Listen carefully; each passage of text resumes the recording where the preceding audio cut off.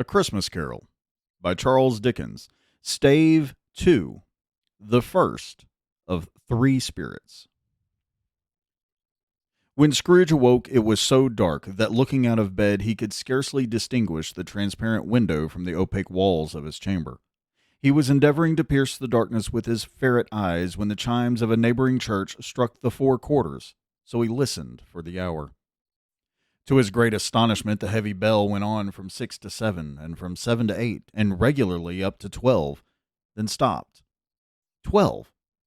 It was past 2 when he went to bed. The clock was wrong. An icicle must have gotten into the works. 12. He touched the spring of his repeater to correct this most preposterous clock. Its rapid little pulse beat 12, and stopped. "Why, it isn't possible," said Scrooge, "that I can have slept through a whole day and far into another night.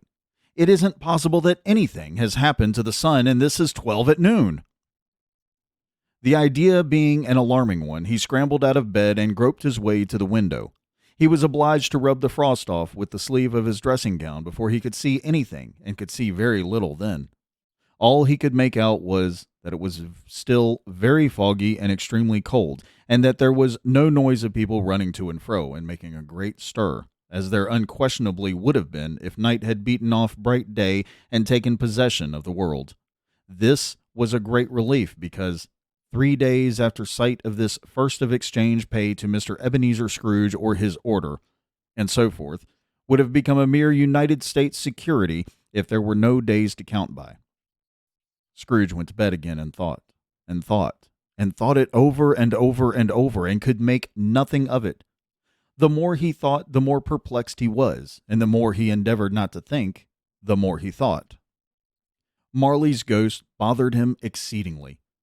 Every time he resolved within himself, after major inquiry, that it was all a dream, his mind flew back again, like a strong spring released, to its first position, and presented the same problem to be worked all through. Was it a dream or not? Scrooge lay in this state until the chime had gone 3 quarters more, when he remembered, on a sudden, that the ghost had warned him of a visitation when the bell tolled 1. He resolved to lie awake until the hour was past, and, considering that he could no more go to sleep than go to heaven, this was perhaps the wisest resolution in his power. The quarter was so long that he was more than once convinced that he must have sunk into a doze unconsciously and missed the clock. At length it broke upon his listening ear. Ding-dong. "A quarter past," said Scrooge, counting. Ding-dong. "Half-past," said Scrooge. Ding-dong. "A quarter to it," said Scrooge. Ding-dong. "The hour itself," said Scrooge triumphantly, "and nothing else." He spoke before the hour bell sounded, which it now did with a deep, dull, hollow, melancholy 1. Light flashed up in the room upon the instant, and the curtains of his bed were drawn. The curtains of his bed were drawn aside, I tell you, by a hand. Not the curtains at his feet, nor the curtains at his back, but those to which his face was addressed. The curtains of his bed were drawn aside, and Scrooge, starting up into a half-recumbent attitude, found himself face to face with the unearthly visitor who drew them, as close to it as I am now to you, and I am standing in the spirit at your elbow. It was a strange figure, like a child, yet not so like a child as like an old man viewed through some supernatural medium, which gave him the appearance of having receded from view and being diminished to a child's proportions. Its hair, which hung about its neck and down its back, was white as if with age, and yet the face had not a wrinkle in it, and the tenderest bloom was on the skin. The arms were very long and muscular, the hands the same, as if its hold were of uncommon strength. Its legs and feet, most delicately formed, were, like those upper members, bare. It wore a tunic of the purest white, and round its waist was bound a lustrous belt, the sheen of which was beautiful.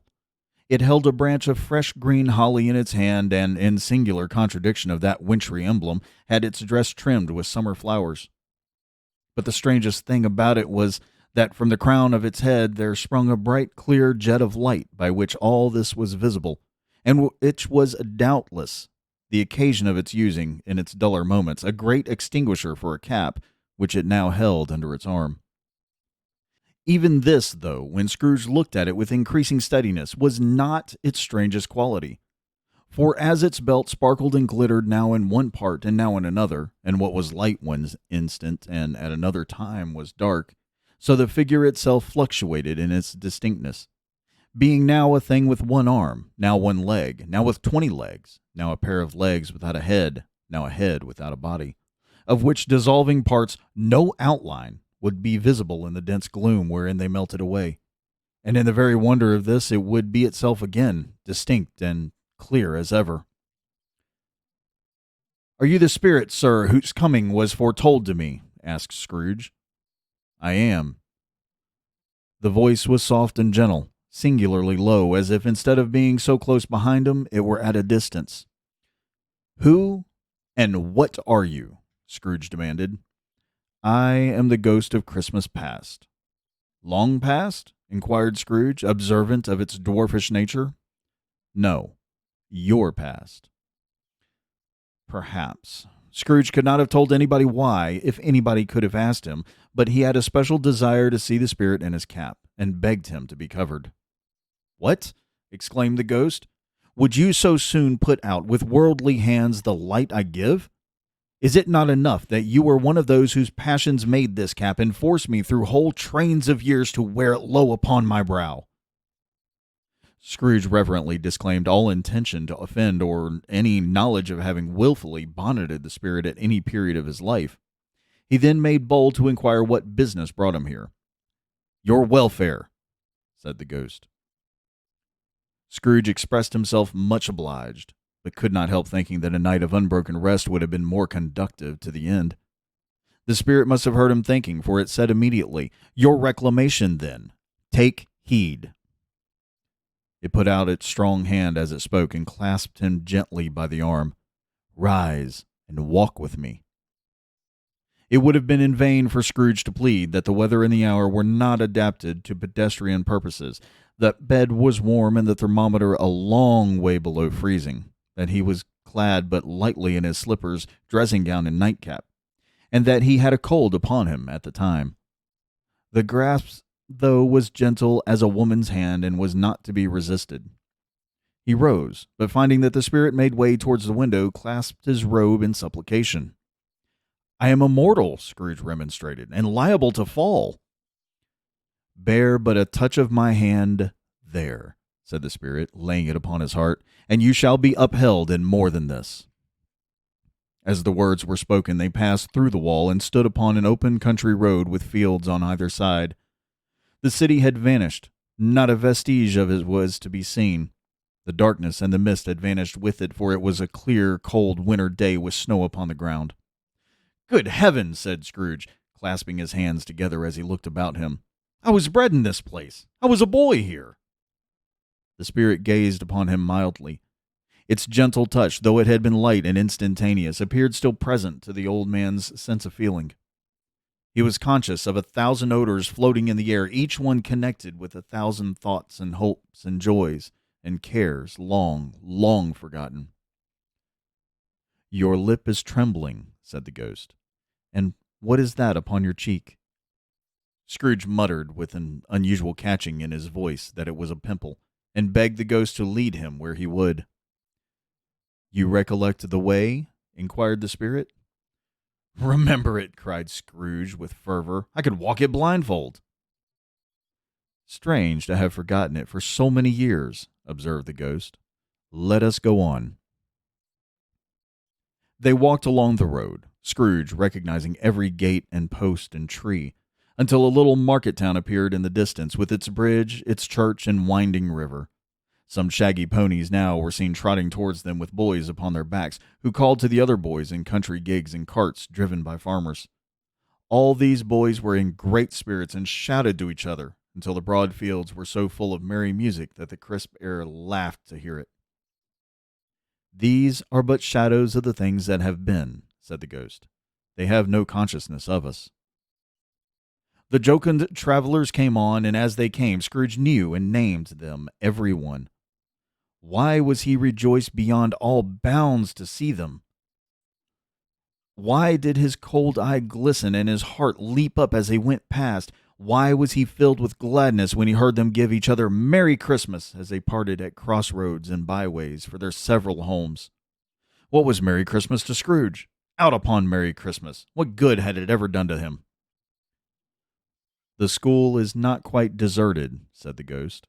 A solitary child, neglected by his friends, is still left there. Scrooge said he knew it, and he sobbed. They left the high road by a well-remembered lane and soon approached a mansion of dull red brick with a little weathercock-surmounted cupola on the roof and a bell hanging in it. It was a large house, but one of broken fortunes.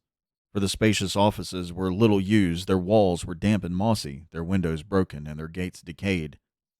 Fowls clucked and strutted in the stables, and the coach houses and sheds were overrun with grass, nor was it more retentive of its ancient state within. For entering the dreary hall and glancing through the open doors of many rooms, they found them poorly furnished, cold, and vast. There was an earthy savor in the air, a chilly bareness in the place, which associated itself somehow with too much getting up by candlelight and not too much to eat. They went, the ghost and Scrooge, across the hall to a door at the back of the house. It opened before them and disclosed a long, bare, melancholy room, made barer still by lines of plain deal forms and desks. At one of these, a lonely boy was reading near a feeble fire, and Scrooge sat down upon a form and wept to see his poor forgotten self as he used to be. Not a latent echo in the house, not a squeak and scuffle from the mice behind the paneling, not a drip from the half-thawed waterspout in the dull yard behind, not a sigh among the leafless boughs of one despondent poplar, not the idle swinging of an empty storehouse door. No, not a clicking in the fire, but fell upon the heart of Scrooge with a softening influence and gave a freer passage to his tears. The spirit touched him on the arm and pointed to his younger self, intent upon his reading. Suddenly a man in foreign garments, wonderfully real and distinct to look at, stood outside the window with an axe stuck in his belt, and leading by the bridle an ass laden with wood. "Why, it's Ali Baba," Scrooge explained in ecstasy. "It's dear old honest Ali Baba. Yes, I know. One Christmas time when yonder solitary child was left here all alone, he did come, for the first time just like that. Poor boy. And Valentine," said Scrooge, "and his wild brother Orson, there they go. And what's his name, who was put down in his drawers, asleep at the gate of Damascus, don't you see him? And the Sultan's groom turned upside down by the genie, there he is upon his head. Serve him right, I'm glad of it. What business had he to be married to the princess?" To hear Scrooge expending all the earnestness of his nature on such subjects, in a most extraordinary voice between laughing and crying, and to see his heightened and excited face, would have been a surprise to his business friends in the city, indeed. "There's the parrot!" cried Scrooge. "Green body and yellow tail, with a thing like a lettuce growing out of the top of his head. There he is! Poor Robin Crusoe, he called him, when he came home again after sailing round the island. Poor Robin Crusoe, where have you been, Robin Crusoe?" The man thought he was dreaming, but he wasn't. It was the parrot, you know. There goes Friday, running for his life to the little creek. Halloo! Hoop! Halloo! Then, with a rapidity of transition very foreign to his usual character, he said, in pity for his former self, "Poor boy," and cried again. "I wish," Scrooge muttered, putting his hand in his pocket and looking about him after drying his eyes with his cuff. "But it's too late now." "What is the matter?" asked the spirit. "Nothing," said Scrooge, "nothing. There was a boy singing a Christmas carol at my door last night. I should like to have given him something. That's all." The ghost smiled thoughtfully and waved its hand, saying as it did so, "Let us see another Christmas." Scrooge's former self grew larger at the words, and the room became a little darker and more dirty. The panels shrunk, the windows cracked, the fragments of plaster fell out of the ceiling, and the naked laths were shown instead. But how all this was brought about, Scrooge knew no more than you do. He only knew that it was quite correct, that everything had happened so, that there he was alone again when all the other boys had gone home for the jolly holidays. He was not reading now, but walking up and down despairingly. Scrooge looked at the ghost and, with a mournful shaking of his head, glanced anxiously towards the open door. It opened, and a little girl much younger than the boy came darting in, and putting her arms around his neck and often kissing him, addressed him as her dear, dear brother. "I have come to bring you home, dear brother," said the child, clapping her tiny hands and bending down to laugh. "To bring you home, home, home." "Home, little Fan?" returned the boy. "Yes," said the child, brimful of glee. "Home, for good and all, home forever and ever. Father is so much kinder than he used to be that home's like heaven. He spoke so gently to me one dear night when I was going to bed that I was not afraid to ask him once more if you might come home, and he said yes, you should, and sent me in a coach to bring you. And you're to be a man," said the child, opening her eyes, "and are never to come back here. But first, we're to be together all the Christmas long and have the merriest time in the world." "You are quite a woman, little Fan," explained the boy. She clapped her hands and laughed and tried to touch his head, but being too little, laughed again and stood on tiptoe to embrace him. Then she began to drag him in her childish eagerness towards the door, and he, nothing loath to go, accompanied her. A terrible voice in the hall cried, "Bring down Master Scrooge's box there!" And in the hall appeared the schoolmaster himself, who glared on Master Scrooge with a ferocious condescension, and threw him into a dreadful state of mind by shaking hands with him. He then conveyed him and his sister into the veriest old well of a shivering best parlor that ever was seen, where the maps upon the wall and the celestial and terrestrial globes in the windows were waxy with cold. Here he produced a decanter of curiously light wine and a block of curiously heavy cake, and administered installments of those dainties to the young people, at the same time sending out a meager servant to offer a glass of something to the postboy, who answered that he thanked the gentleman, but if it was the same tap as he had tasted before, he'd rather not. Master Scrooge's trunk being by this time tied on to the top of the chaise, the children bade the schoolmaster good-bye right willingly, and getting into it, drove gaily down the garden sweep, the quick wheels dashing the hoar-frost and snow from off the dark leaves of the evergreens like spray.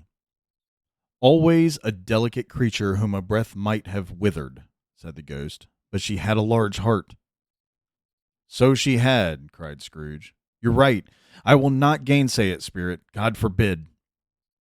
"She died a woman," said the ghost, "and had, as I think, children." "One child," Scrooge returned. "True," said the ghost. "Your nephew." Scrooge seemed uneasy in his mind and answered briefly, "Yes." Although they had but that moment left the school behind them, they were now in the busy thoroughfares of a city, where shadowy passengers passed and repassed, where shadowy carts and coaches battled for the way, and all the strife and tumult of the city were. It was made plain enough by the dressing of the shops that here, too, it was Christmas time again, but it was evening, and the streets were lighted up. The ghost stopped at a certain warehouse door and asked Scrooge if he knew it. "Know it?" said Scrooge. "Was I apprenticed here?" They went in, at sight of an old gentleman in a Welsh wig sitting behind such a high desk that if he had been 2 inches taller he must have knocked his head against the ceiling. Scrooge cried in great excitement, "Why, it's old Fezziwig! Bless his heart, it's Fezziwig alive again!" Old Fezziwig laid down his pen and looked up at the clock, which pointed to the hour of 7. He rubbed his hands, adjusted his capacious waistcoat, laughed all over himself from his shoes to his organ of benevolence, and called out in a comfortable, oily, rich, fat, jovial voice, "Yo-ho there! Ebenezer! Dick!" Scrooge's former self, now grown a young man, came briskly in accompanied by his fellow prentice. "Dick Wilkins, to be sure," said Scrooge to the ghost. "Bless me, yes, there he is. He was very much attached to me, was Dick. Poor Dick. Dear, dear."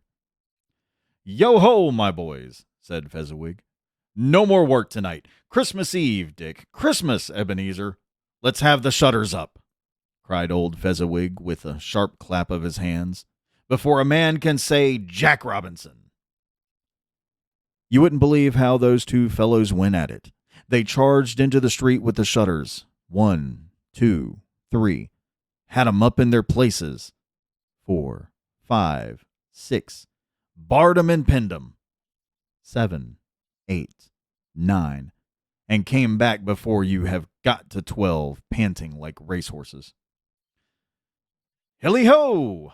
Cried old Fezziwig, skipping down from the high desk with wonderful agility.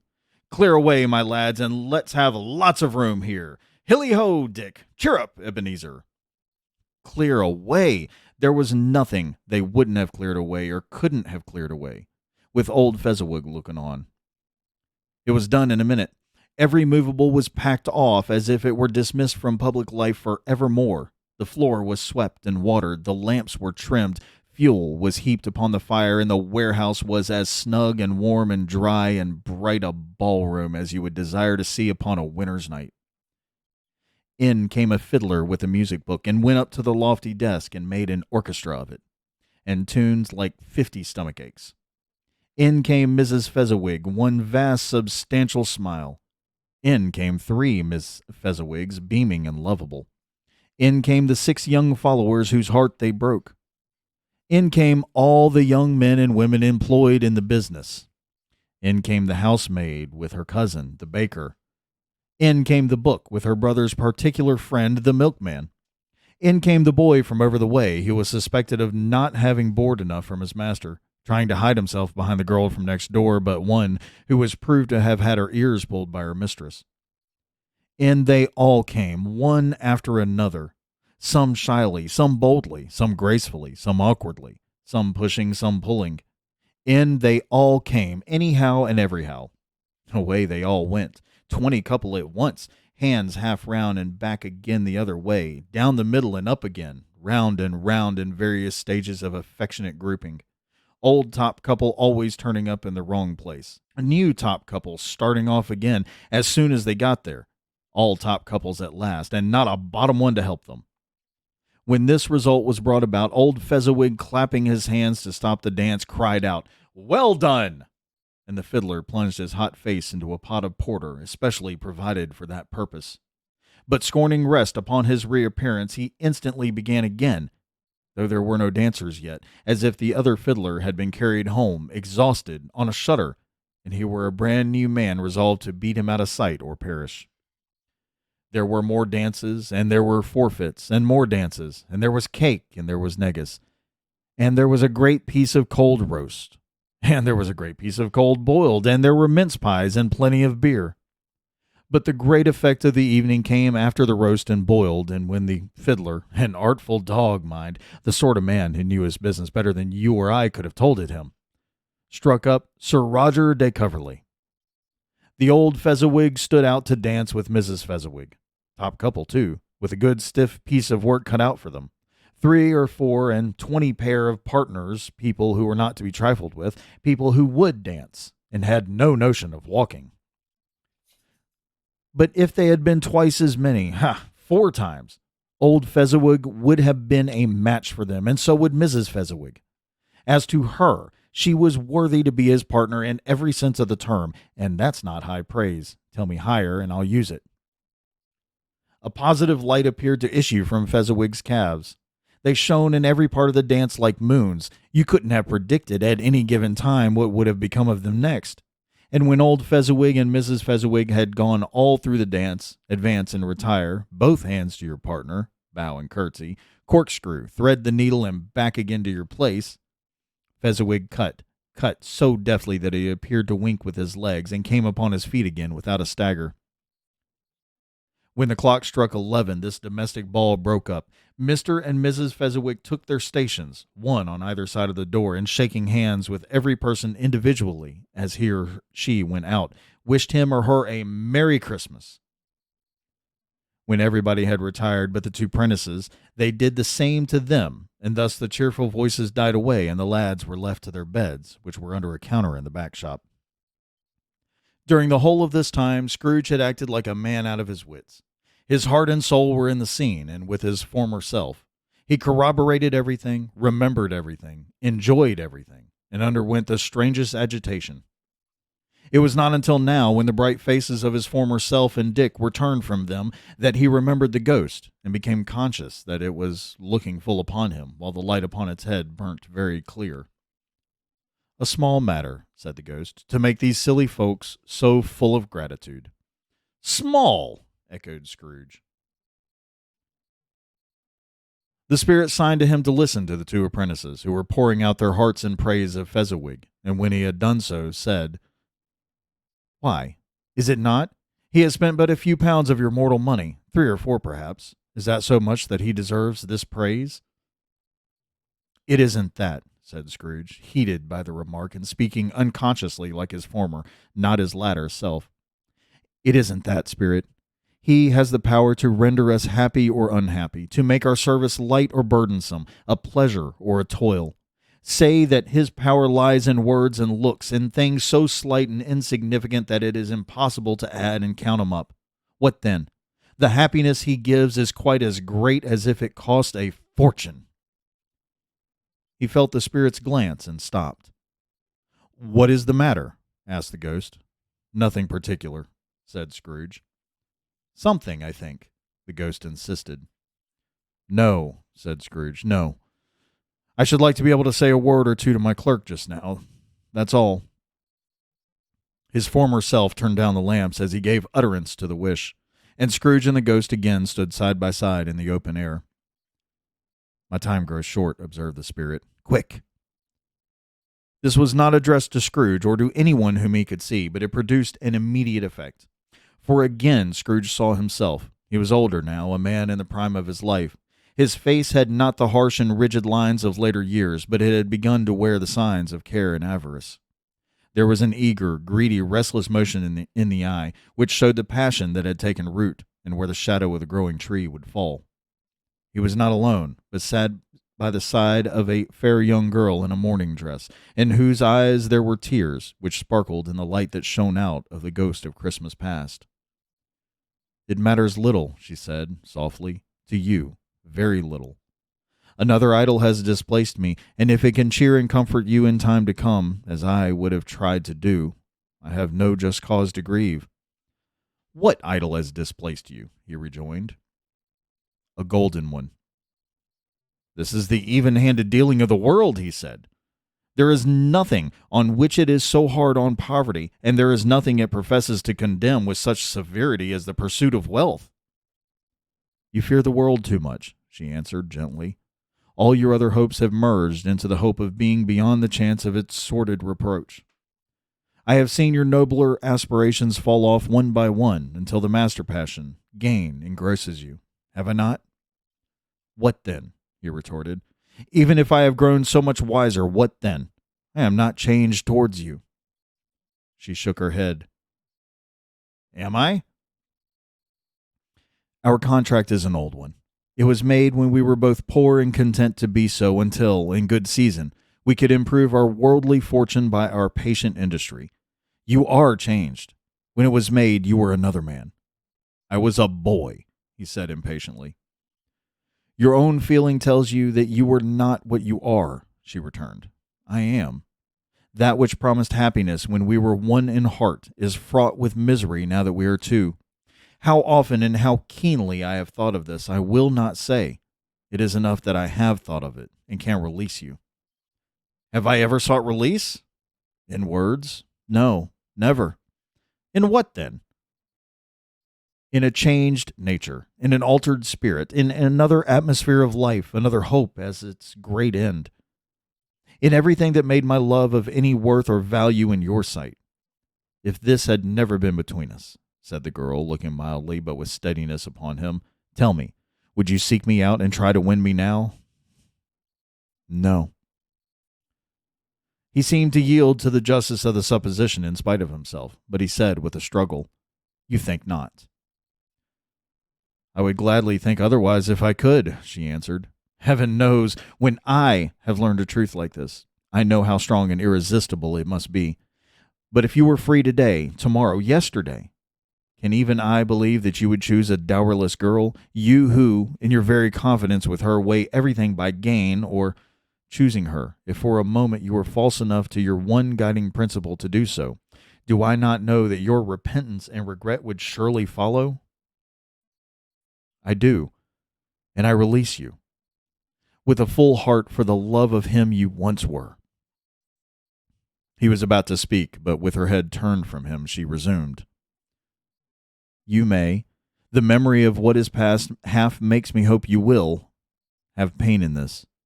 A very, very brief time, and you will dismiss the recollection of it, gladly, as an unprofitable dream from which it happened well that you awoke. May you be happy in the life you have chosen. She left him, and they parted. Spirit, said Scrooge, show me no more. Conduct me home. Why do you delight to torture me? One shadow more, exclaimed the ghost. No more, cried Scrooge. No more. I don't wish to see it. Show me no more. But the relentless ghost pinioned him in both arms and forced him to observe what happened next.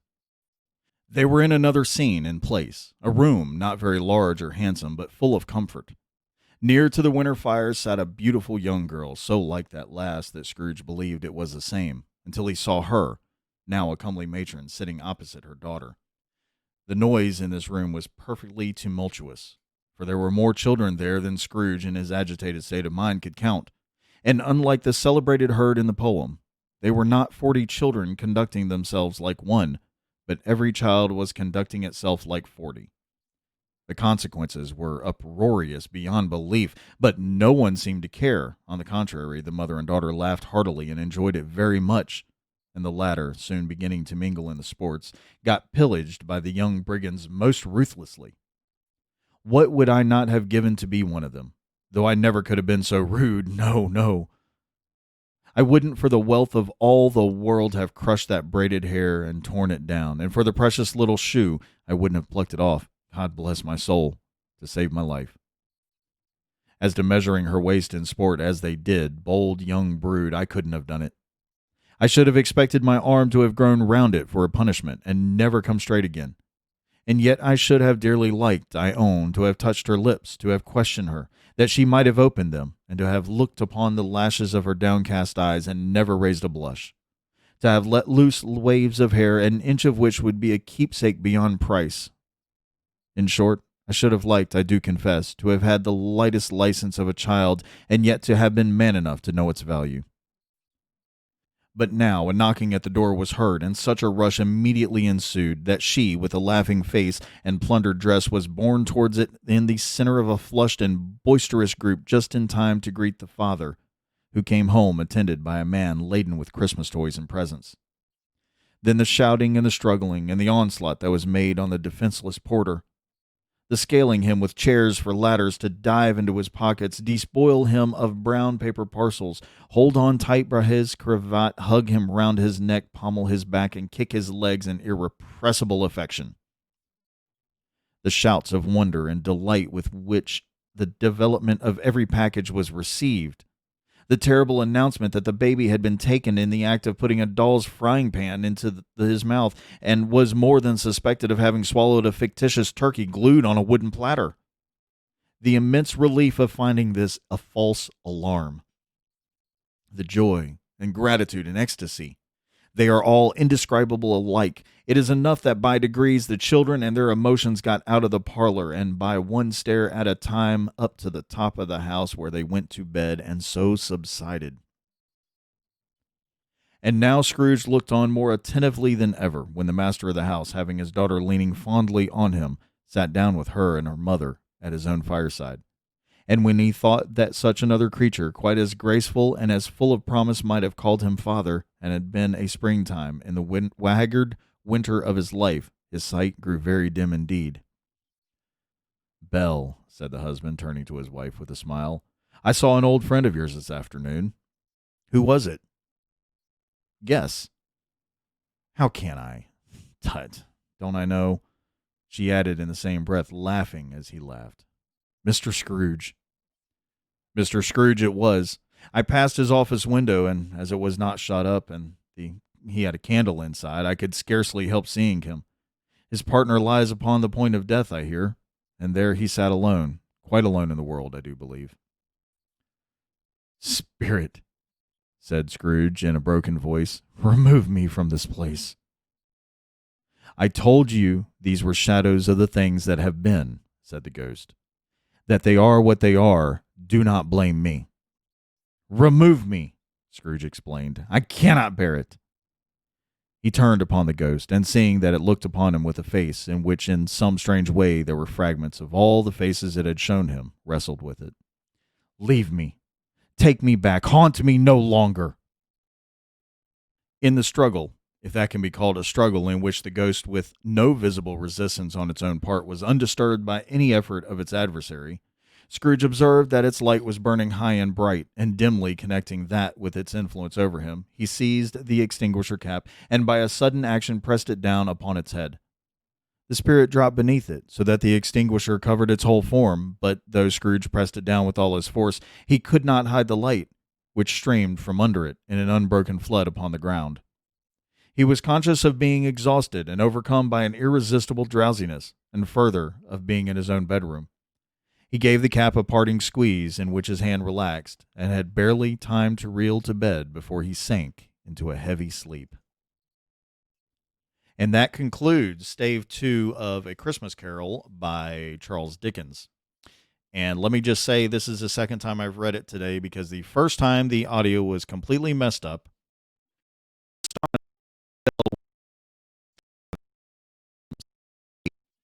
And yeah, so this was attempt 2.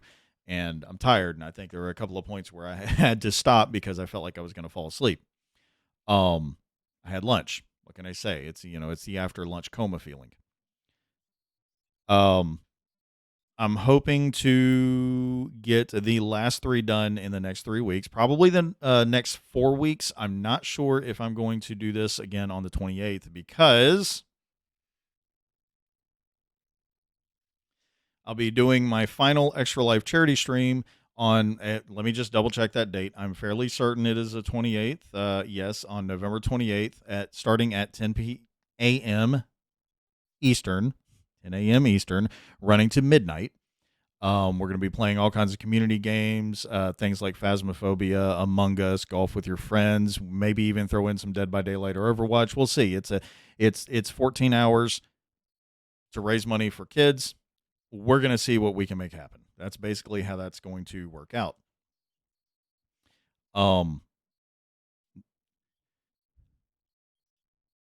A game suggestion, if I may. If you get a chance to play Chicken Police, I think you should do that. I'll be playing it again on Thursday night. Oh, by the way, over on Twitch, I stream Thursday nights, Friday nights, and Saturday nights at 8 p.m. Eastern.